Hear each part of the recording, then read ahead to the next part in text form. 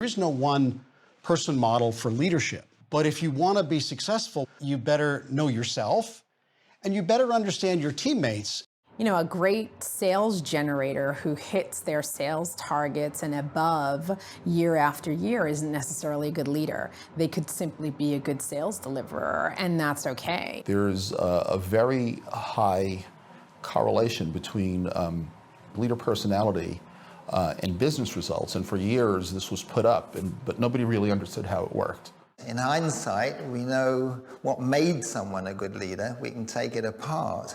Taking it from the other end of the telescope is a much more difficult game. An effective leader is somebody who leads an effective team. In fact, that's the definition of power. Power is when A gets B to do something that B would not otherwise do. That's power. That's what is leadership? The exercise of power. So leadership is about getting people to pull together for a limited period of time to work together toward a common purpose. So personality drives leadership, leadership drives organizational effectiveness, and then it all comes back around like this. Who you are determines how you lead, and how you lead determines how groups and teams function, which determines how organizations function. So everybody kind of devolves to investing in marketing skills, or I need to learn digital, or I need to learn more about finance or treasury or whatever else, and that's fine. But to me, the real challenge is learning about leadership, learn about yourself, how you can become better as a leader and never stop learning.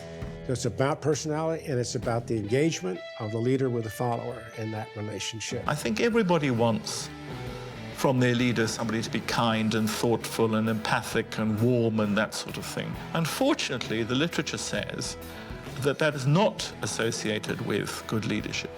Why? They find it difficult to give people negative feedback, and as you Americans say, kick ass.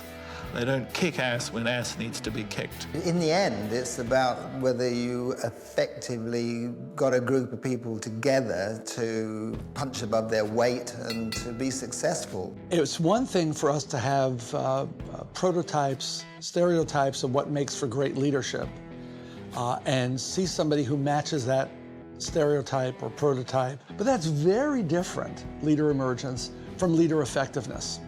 I mean, if being perceived as being right for the leadership role is the same as actually being right for the leadership role, why do we have so many bad leaders? Why isn't it that every selection decision of a leader, which is based on how we perceive the person, doesn't translate into somebody who's really good at it?